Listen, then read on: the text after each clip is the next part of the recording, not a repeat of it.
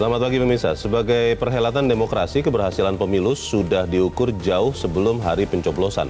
Ukuran keberhasilan paling awal adalah keakuratan data pemilih tetap atau DPT. Pada 2 Juli 2023, Komisi Pemilihan Umum atau KPU telah menetapkan DPT Pemilu 2024 sebanyak 204,8 juta pemilih.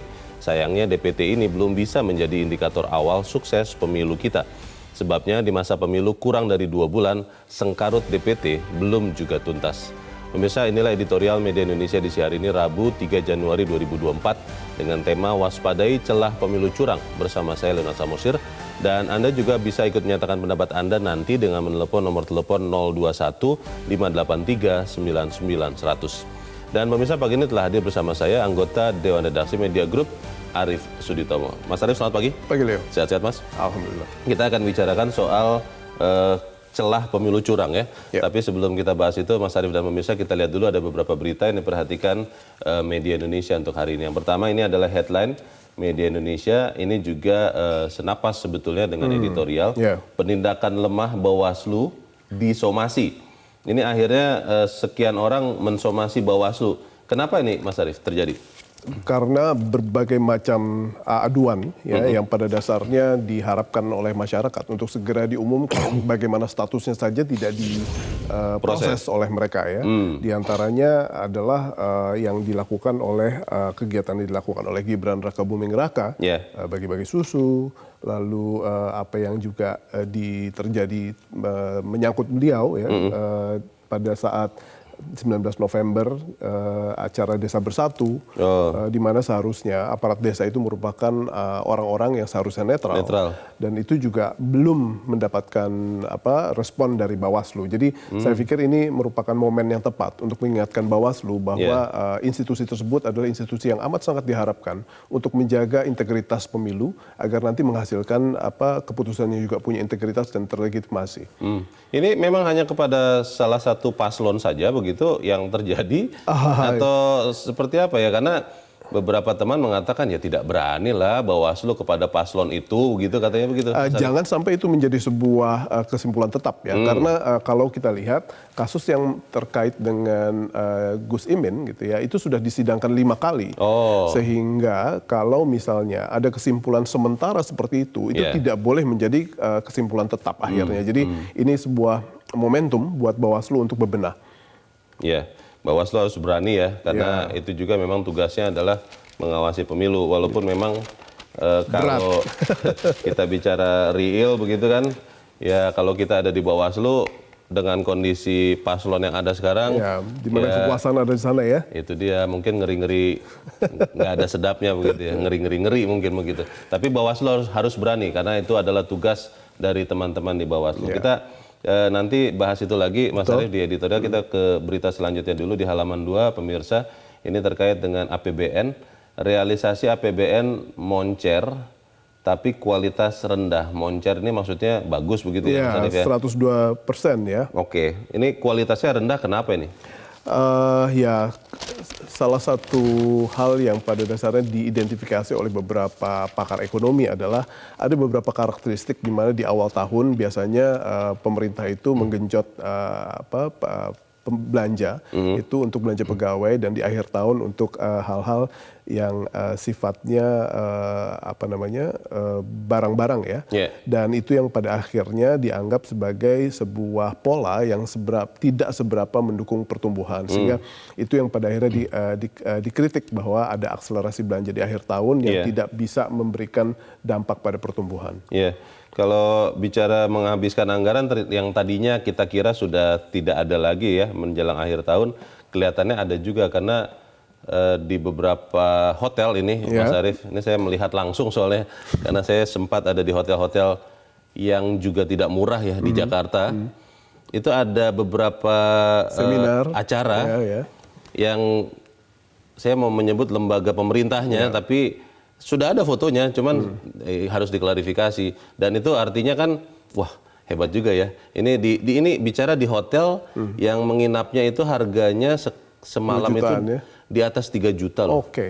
di atas 3 juta semalam di Jakarta. Jadi kalau saya pikir ya mestinya sih kita tidak lagi melakukan hal itu ya, menghabiskan anggaran di ujung-ujung supaya nanti tahun depan tidak dipotong karena tidak terserap begitu ya. Ya kita harapkan di pemerintahan yang berikutnya penggunaan APBN bisa efektif dari awal bukan hanya menjelang akhir tahun.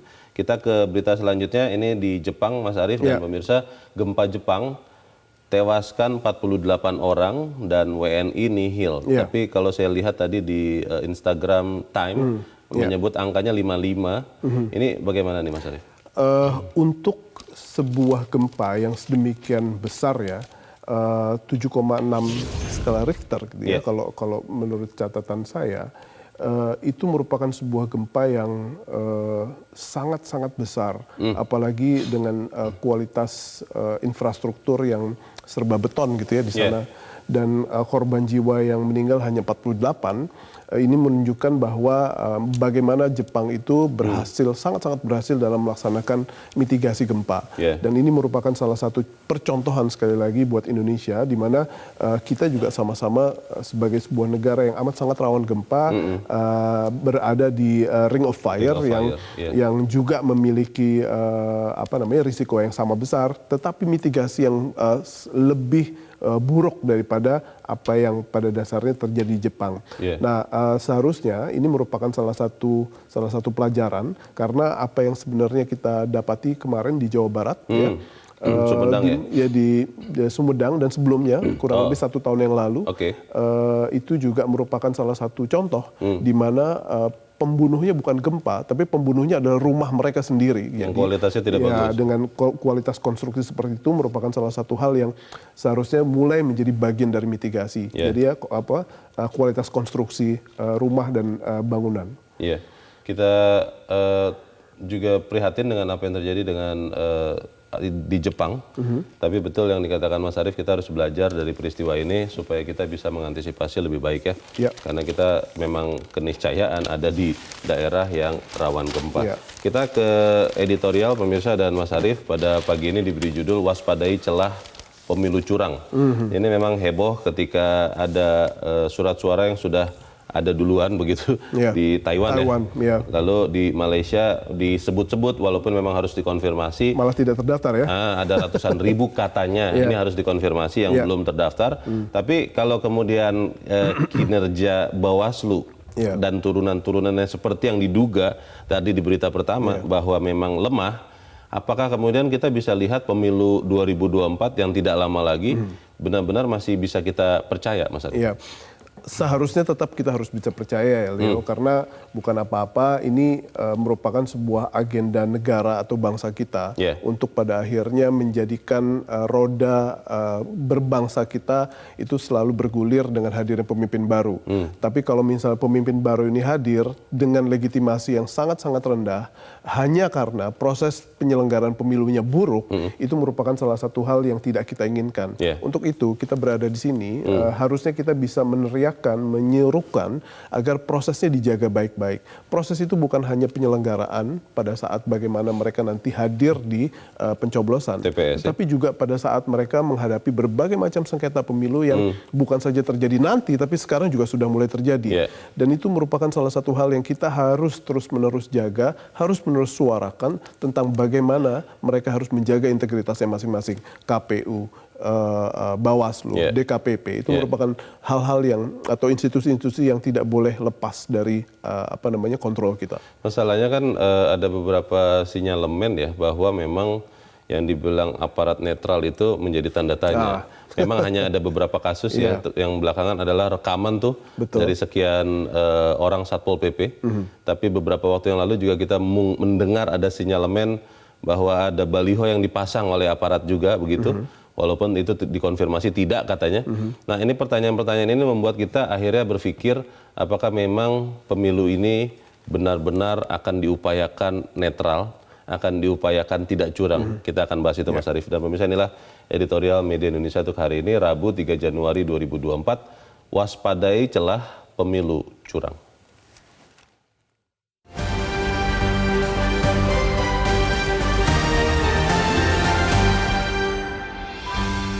Waspadai celah pemilu curang.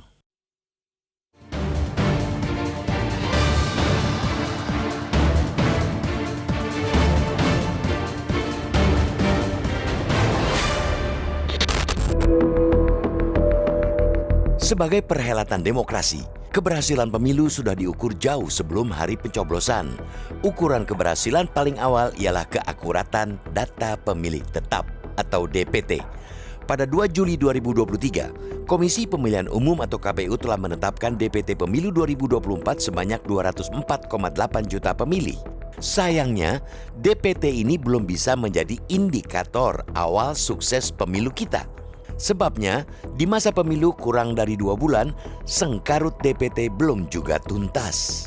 Tidak hanya kasus kebocoran data pemilih yang sejak bulan lalu belum juga dituntaskan oleh KPU, kini mencuat keluhan dari pekerja migran di Malaysia yang belum masuk DPT.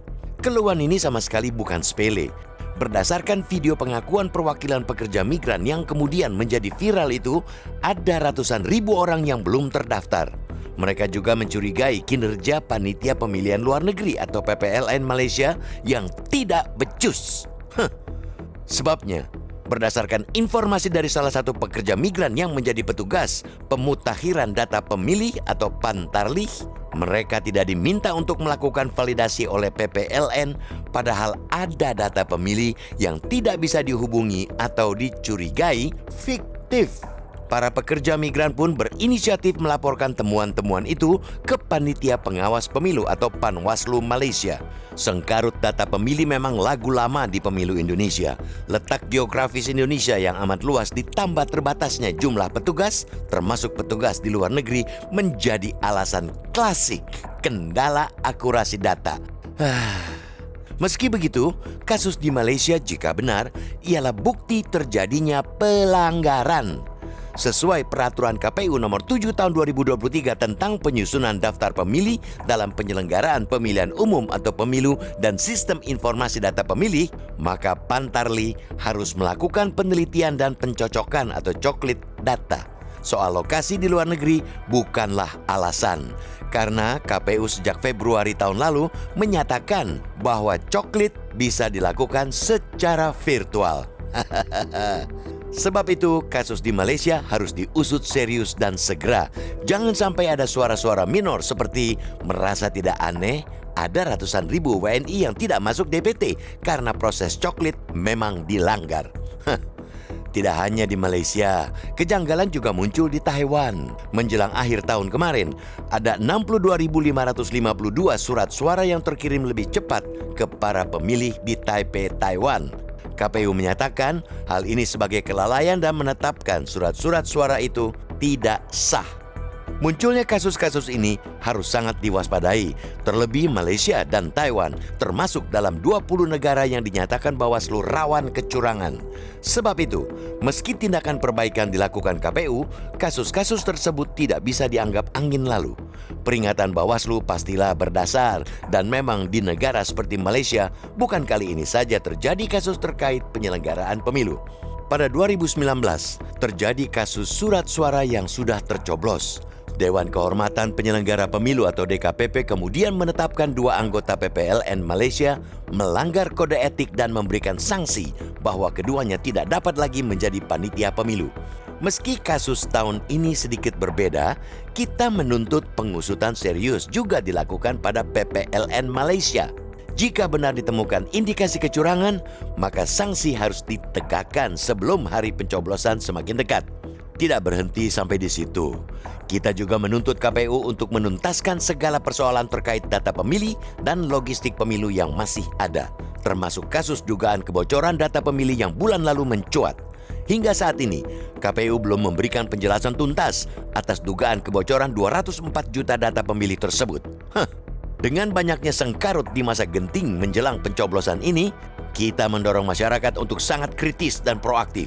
Masyarakat harus peka dan berani melaporkan segala kejanggalan terkait pemilu.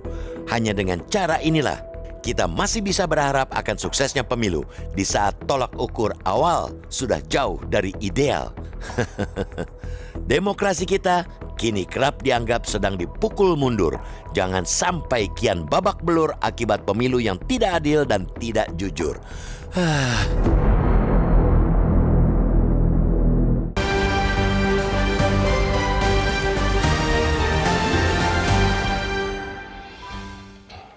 Di Di bagian berikut Anda bisa ikut menyatakan pendapat Anda terkait editorial pagi ini. Pemirsa, untuk saat ini tetaplah bersama kami.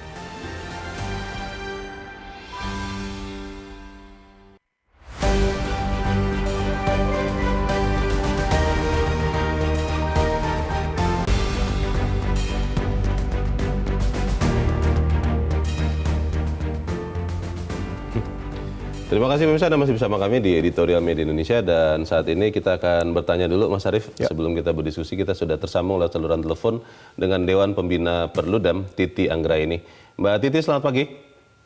Selamat pagi Bang Leo, salam sehat buat kita semua. Ya, Mbak Titi, kita mengharapkan tentunya pemilu 2024 ini benar-benar minim kecurangan. Tapi mulai ada pertanyaan nih soal misalnya netralitas aparat. Kita lihat ada video yang beredar ya, ada Satpol PP yang menyatakan mendukung salah satu paslon.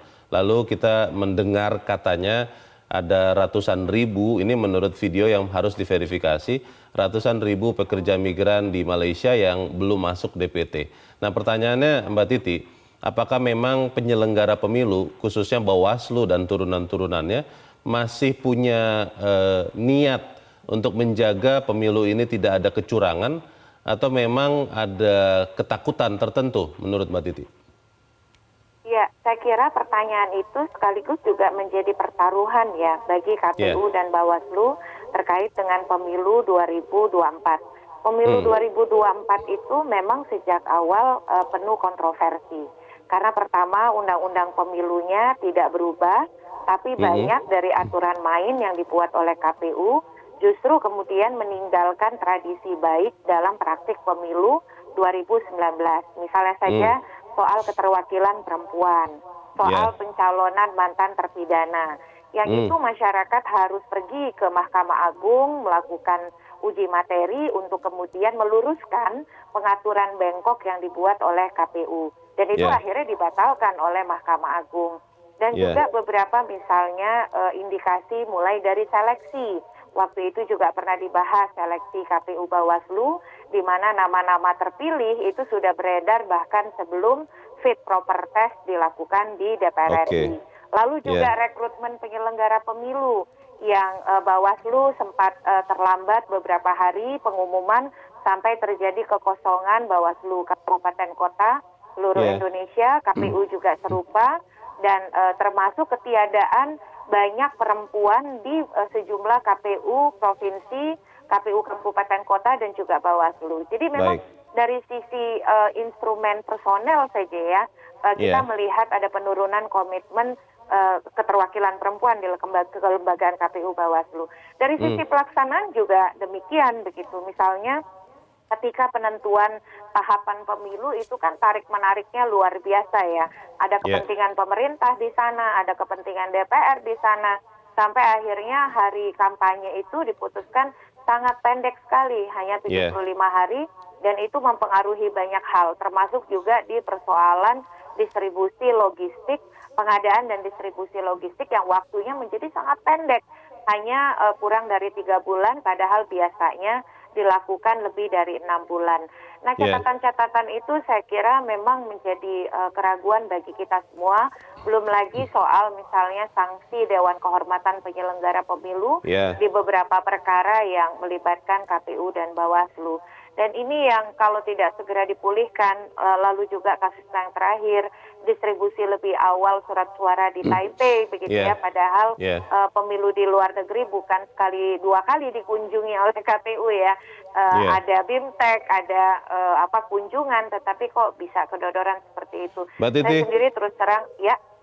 Kalau melihat beberapa peristiwa ya, ada beberapa aduan kepada Bawaslu yang sampai sekarang kita tidak tahu ya, apakah diproses atau tidak. Saya lihat di infografis di Koran Media Indonesia pagi ini, ada acara perkumpulan atau perhimpunan para kepala desa, kemudian ada kegiatan bagi-bagi susu di Car Free Day, lalu juga ada kampanye di tempat pendidikan, di pesantren Al-Sakafah. Ini kan pertanyaan besar kita adalah ketika ada satu paslon yang memang sangat dekat dengan kekuasaan, apakah memang penyelenggara pemilu ini masih punya keberanian untuk netral, untuk objektif, untuk menegakkan aturan? Pertanyaannya, kalau memang ternyata penyelenggara pemilu tidak punya keberanian yang cukup, apakah kita masyarakat bisa membantu dengan memviralkan semua pelanggaran yang mungkin terjadi dimanapun, Mbak Titi? Iya, penanganan pelanggaran itu ada banyak kanal ya, Bang Leo. Salah satunya, ya memang kalau dibagi dua, ada kelompok pelanggaran, ada kelompok sengketa. Nah, pelanggaran itu ada pelanggaran administratif pemilu yang Bawaslu itu punya otoritas penuh untuk memutuskan. Produknya adalah putusan.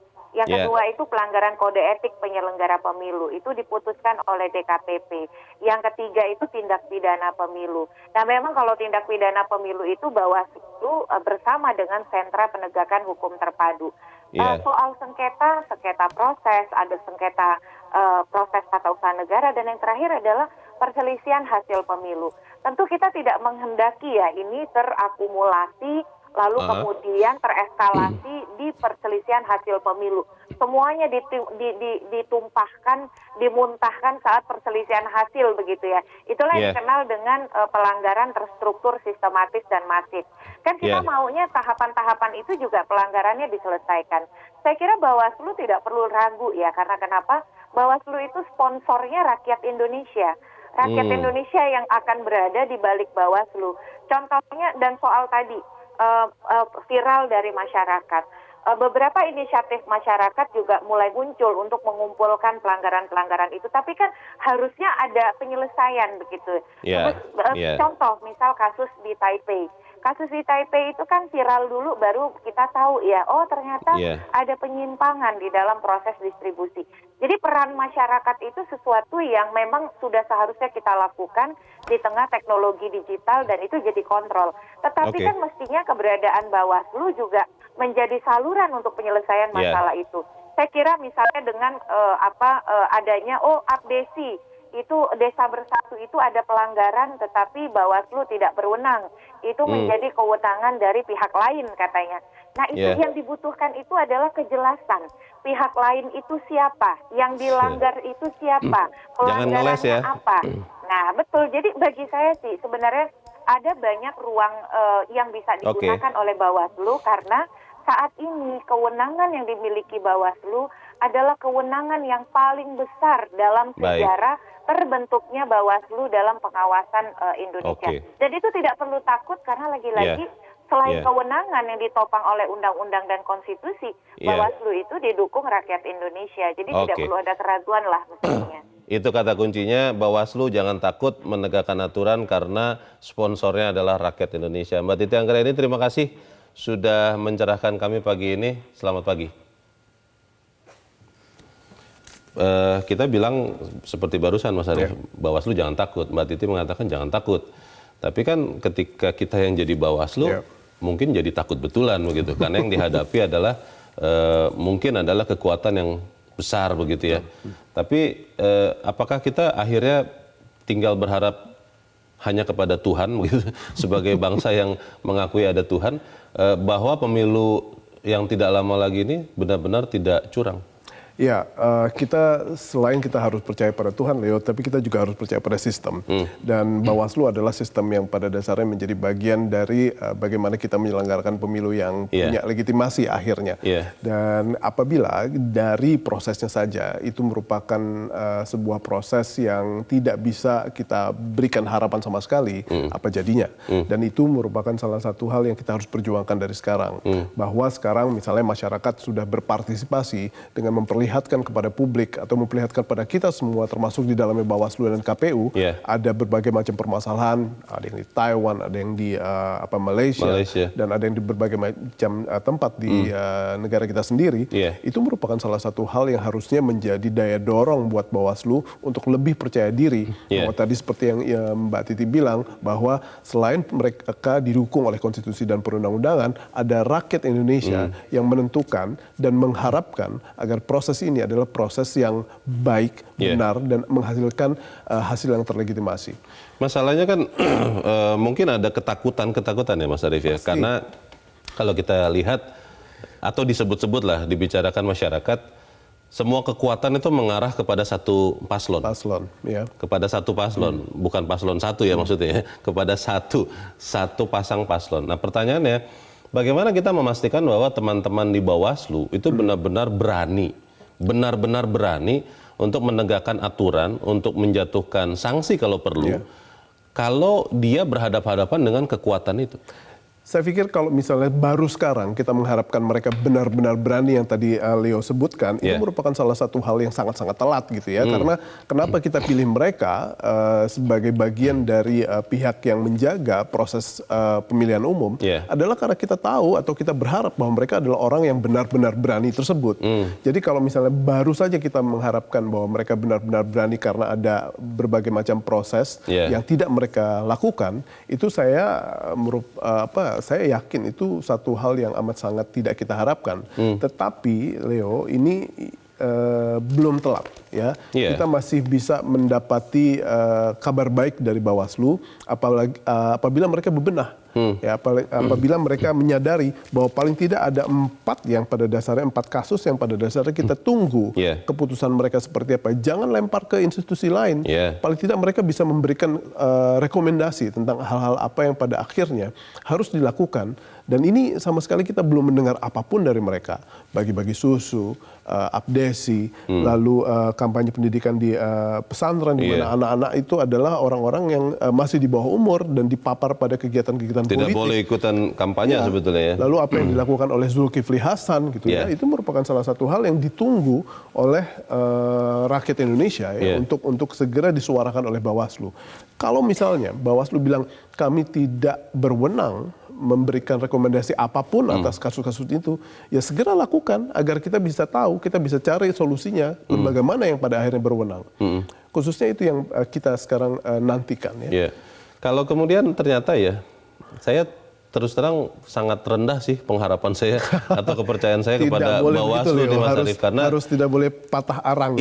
Tapi 4 kasus yang tadi kita bicarakan itu yang ada di dalam media Indonesia di infografis pada pagi ini, itu kan kasus besar yang kalau memang pelakunya ada di kubu yang lain, di kelompok yang lain, mungkin akan segera diproses. Tapi ini kan kita melihat Bawaslunya semacam sengaja mengulur-ngulur, mungkin supaya lupa, mungkin supaya ada kasus lain sehingga orang lupa.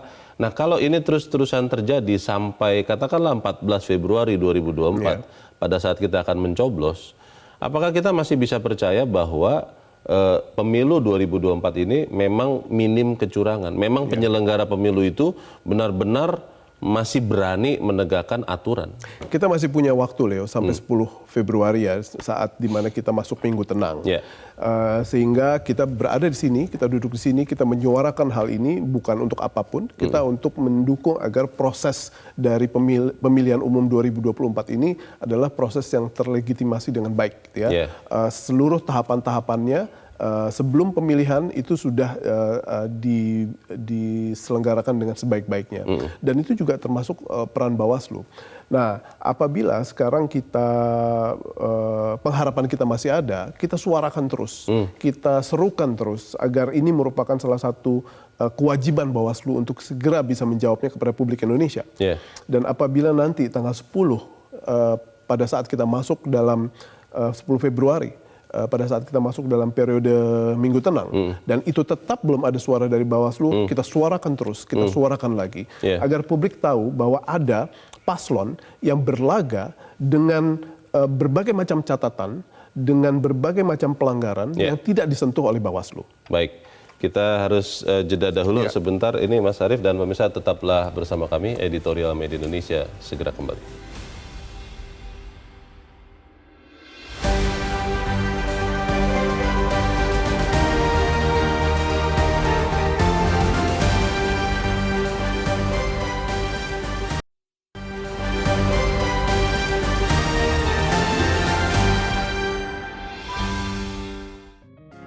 Media Indonesia mengajak Anda untuk mengakses fitur premium e-paper. Dengan sajian konten berbasis intelektual dan meneguhkan kebangsaan, Media Indonesia tampil dengan lebih dinamis melalui e-paper Media Indonesia yang dapat Anda akses kapan saja, di mana saja. Caranya mudah, download aplikasi Media Indonesia di Android atau ketik link ePaper.mediaindonesia.com atau bisa scan QR Code pada layar kaca Anda. Klik tab ePaper di bagian samping layar tablet Anda, daftarkan data diri, serta pilih paket berlangganan ePaper Media Indonesia sesuai dengan kebutuhan Anda. Nikmati juga bonus spesial tambahan 4 halaman rubrik fokus setiap hari. Semua bisa Anda dapatkan hanya di ePaper Media Indonesia. Untuk informasi lebih lanjut, hubungi customer service di nomor 0811 1201 2018 atau kunjungi media sosial @mediaindonesia. Media Indonesia, referensi bangsa. Terima kasih pemirsa, Anda masih bersama kami di editorial Media Indonesia dan sekarang kita akan mendengarkan juga Mas Arief pendapat dari pemirsa Metro TV. Kita sudah tersambung dengan pemirsa Metro TV di Sukoharjo, Jawa Tengah. Ada Ibu Sukapti. Bu Sukapti, selamat pagi. Halo. Bu Sukapti di Sukoharjo, Jawa Tengah, selamat pagi.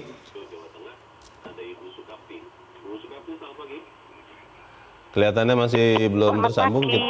Oh, oke, sudah tersambung. Selamat pagi Bu Sukapti. Silakan Bu, singkat padat saja pendapat Ibu, silakan. Ya, selamat pagi Pak. Halo.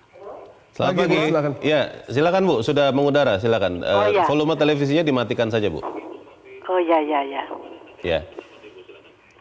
Silakan langsung begini, ya Bu Sukapti. Mengenai apa ya tadi? Celah pemilu curang Bu. Bagaimana pemilu kita curang. memastikan pemilu ini tidak curang? Ya, begini sebaiknya nanti dalam pelaksanaan 14 Februari Ya. 2024 ini di TPS ini dari perwakilan partai harus ada pengawasan saksi. Jadi tidak akan ada kecurangan sehingga dilaporkan ke KPI nanti juga harus diikuti. Sehingga dari pusat sampai ke daerah itu supaya petugas-petugas itu jujur dan sesuai tugas pokok dan substansinya sehingga tidak ada kecurangan. Kemudian para petugas-petugas ini jangan elu-elu, maksudnya jangan terpengaruh dengan uang. Sekarang itu kecurangan itu didahului dengan uang. Ternyata di luar negeri pun di Taiwan itu kok sudah ada kecurangan, sudah dimulai pemilihan itu gimana itu sudah dimulai pencoblosan. Dugaannya begitu. Oke. Nah, untuk itu kami berharap sebagai rakyat kecil ini Ya, Bu. supaya pelaksanaan pemilu tahun 2024 ini berjalan yang jujur, yang adil, sehingga rakyatnya itu bisa mempercayai kepada petugas semuanya. Dirasakan biar makmur semuanya. Terima kasih, kurang lebihnya mohon maaf. Terima kasih Bu Sukapti di Sukoharjo, Jawa Tengah. Selamat pagi Bu. Di belakang Ibu Sukapti ada Pak Edward di Curup, Bengkulu. Pak Edward, selamat pagi. Selamat pagi Bung Leonard, selamat pagi Bung Arief. Selamat pagi Pak Edward, silakan Pak. Pemilu itu merupakan tahapan lanjutan demi kemajuan bangsa, harapan kita loh. Jadi kita harap pemimpinnya nanti mendapat legitimasi dari mayoritas rakyat Indonesia dengan sah gitu loh, bukan dengan kecurangan. Nah, kalau ada pihak-pihak yang mulai kelihatan akan berbuat curang, dari sekarang diantisipasi langkah-langkahnya. Kalau kasus di Taiwan itu apakah kelalaian atau memang ada unsur kesengajaan? Kalau kelalaian ada pelanggaran, tapi saya pikir begini, yang di Taiwan itu mereka sudah mencobloskan, sudah itu masuk dalam amplop yang tidak tahu apa yang dipilih. Nah, kalau ada yang mengekspos, kecuali yang diri sendiri, kalau dia tahu bahwa itu sudah dicoblos, kenapa dia coblos gitu loh. Saya berpikir ini ada jangan-jangan ada memang ingin membuat kekacauan orang-orang tertentu. Kan memang itu dibagikan, dikirim per pos. Masukkan dalam amplop, orang nggak tahu dia milih siapa. Nanti dia kirim balik. Cuma jadwalnya yang disalahkan. Nah, ini yang kita sesalkan. Ada apa ini? Sudah itu kalau ada celah-celah lain soal pembagian sembako, pembagian apa-apa, lah ini tindakan Bawaslu apa namanya nih? Yang gimana Bawaslu. ini? Kalau memang ini ada pelanggaran, ambil tindakan, tegur. Tindak ya? Iya, jangan. Lah sekarang kan nggak ada yang Bawaslu itu orang-orang pilihan loh, bukan orang sembarangan yang duduk di Bawaslu dengan kapasitas dan kapabilitas dengan karakter. Tidak boleh takut ya, Pak Edward ya? Tidak boleh takut. Kenapa harus takut? Bangsa Indonesia mendukung. 287 negara mendukung menegakkan kebenaran, menegakkan hukum. Nggak usah khawatir ya. Kita berharap betul-betul pemimpin yang akan datang mendapat legitimasi dari rakyat itu dengan murni, sehingga progres pembangunan bangsa, progres kemajuan bangsa, progres kemajuan kemanusiaan di Indonesia itu akan jauh lebih baik. Kita gemar Rivaldo Jinami itu tapi terus terpuruk di antara negara Asia Tenggara. Harusnya kita sudah paling atas. Inilah pemimpin, kita perlu pemimpin yang baik, yang betul-betul jujur, yang terus memberikan keteladanan dan mengalir sampai ke bawah. Di bawah-bawahnya juga harus begitu. Terima kasih. Terima kasih Pak Edward di Curug Bengkulu. Selamat pagi Pak. Di belakang Pak Edward ada Pak Freddy di Bekasi, Jawa Barat. Pak Freddy, selamat pagi. Selamat pagi. Selamat pagi Pak Freddy, silakan Pak, pendapat Anda Pak. Ya. Iya ini Pak, ini mau menyoroti headline-nya editorial Metro TV nih. Saya memang penggemarnya Metro TV, berat juga. Ya, jadi, terima kasih. Bagaimana Pak? Ini waspadai celah pemilu curang. Waspadai celah pemilu curang. Ini kan kelihatannya itu dia punya ini seakan-akan sebelum pemilu udah kita waspadai bahwa itu pasti kecurangan. Nah itu. Ini masyarakat kan di daerah itu, kalau kita di perkotaan sih tidak ada masalah, tapi kalau di daerah kan lebih ini lebih sensitif lagi. Lebih rawan. Jadi dia punya ini lebih bagus itu kawal pemilu damai, jujur dan adil. Ya, itu mungkin lebih dia punya headline itu lebih bagus mungkin kali. Ya. Yang kedua itu masalah Satpol PP yang tadi sempat disinggung juga di situ itu kita tidak tahu dari paslon berapa yang ini kan politik, jadi kita nggak tahu itu mana yang curangin yang mana itu. Jadi tidak bisa kita cuma ke paslon yang nomor berapa begitu. Saya pikir itu tidak adil juga. Gitu. Kebanyakan kan difokuskan ke dual kan, belum tentu juga.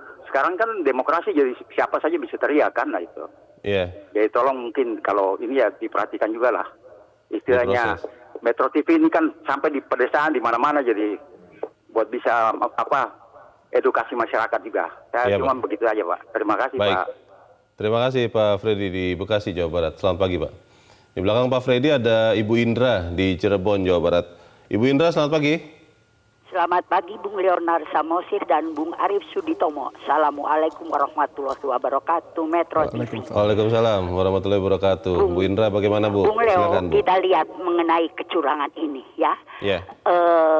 Dasar utamanya sebetulnya tidak ada kontestan yang ingin berbuat curang.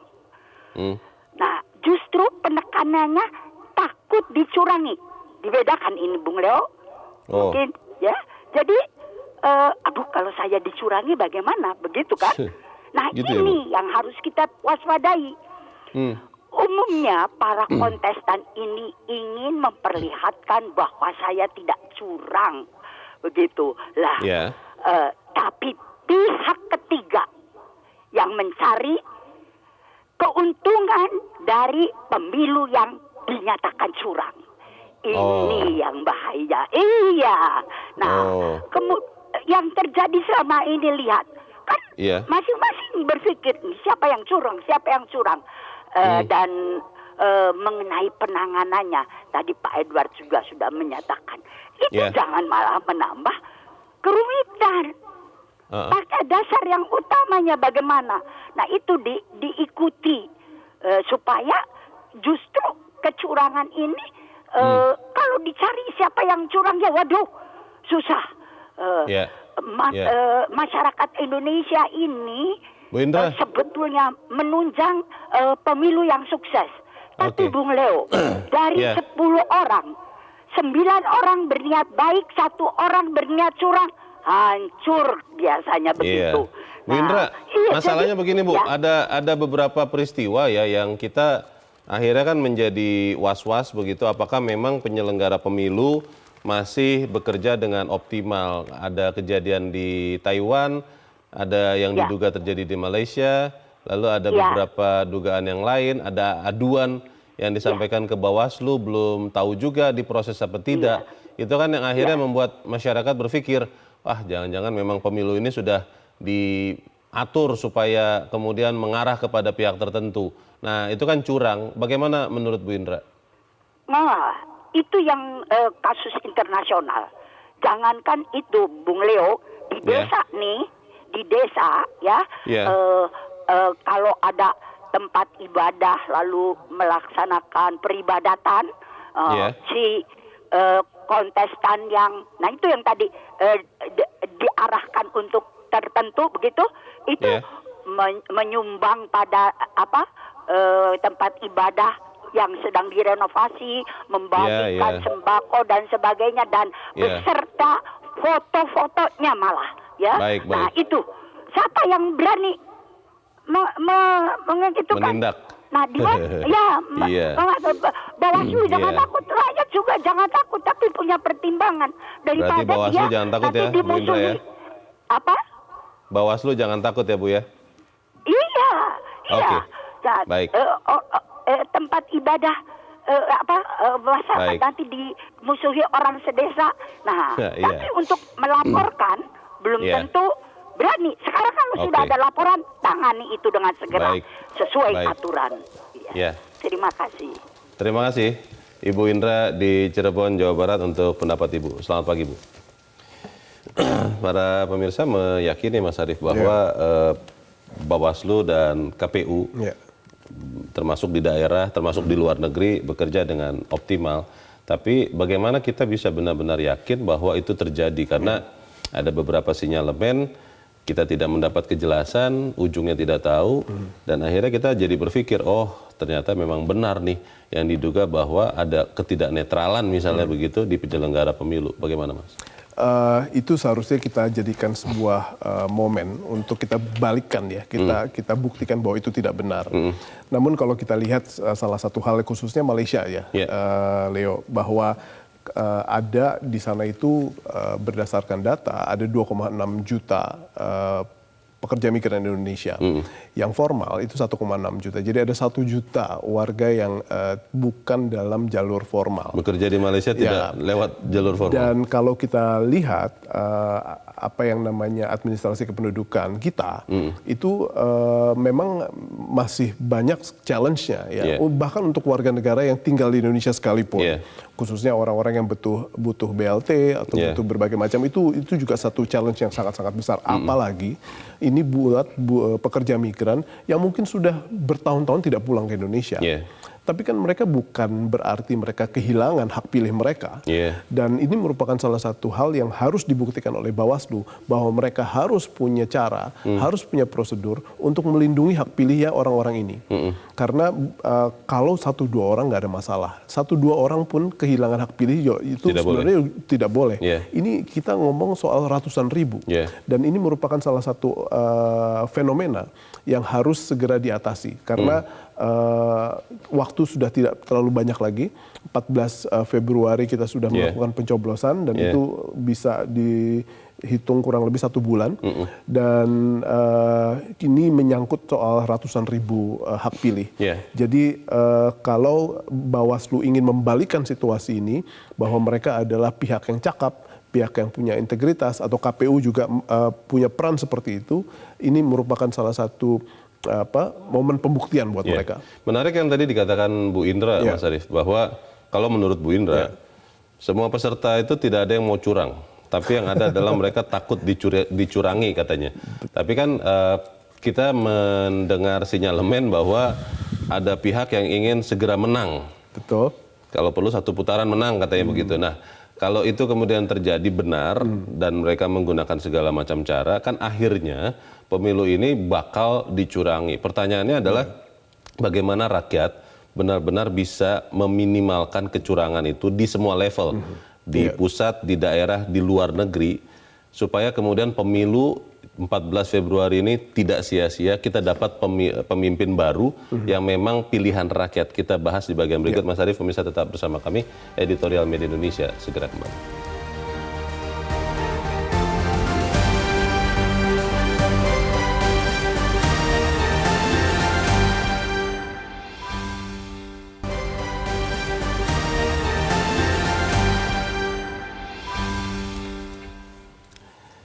Terima kasih Anda masih bersama kami. Kita ada di bagian akhir dari diskusi kita pagi ini. Mas Arief, bagaimana memastikan kita, tentunya saya berharap betul sebetulnya Bawaslu dan KPU benar-benar masih bisa berani netral.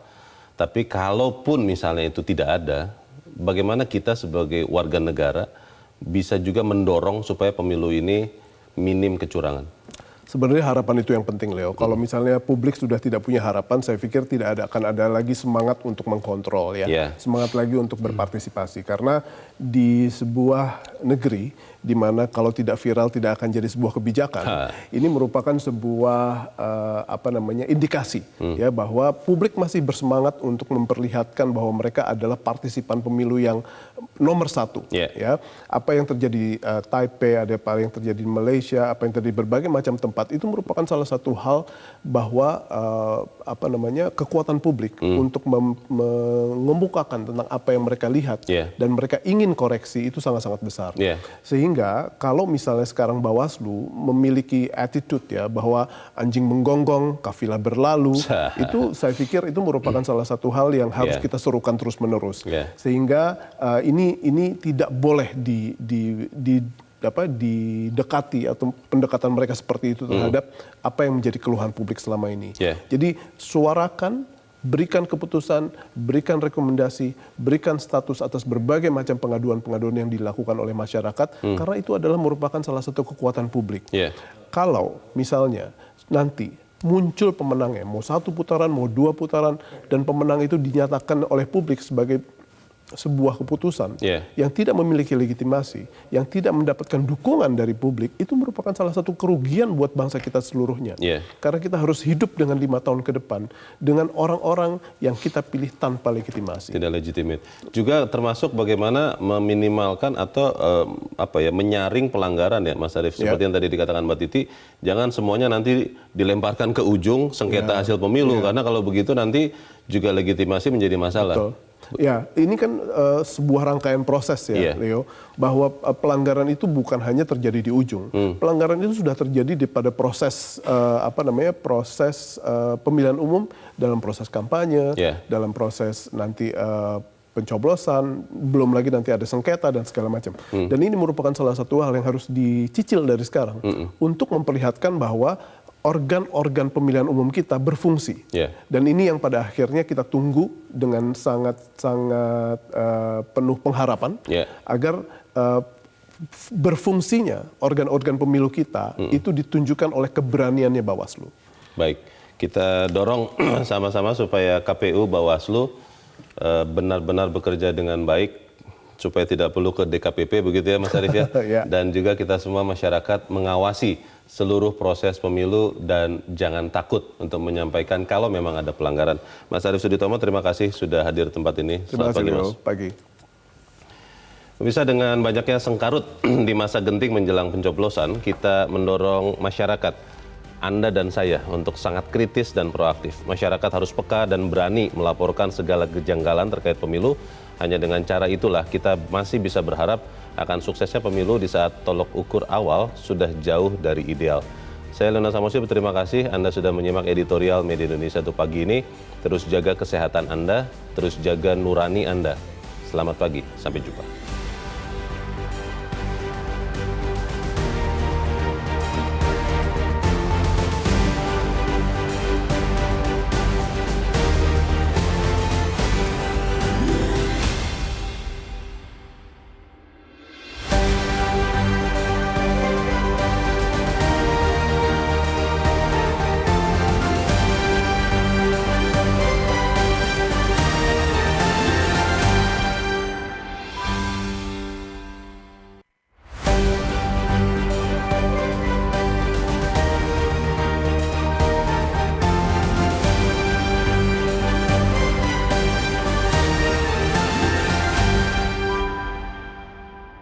Jelajahi cara baru mendapatkan informasi. Download Metro TV Extend sekarang.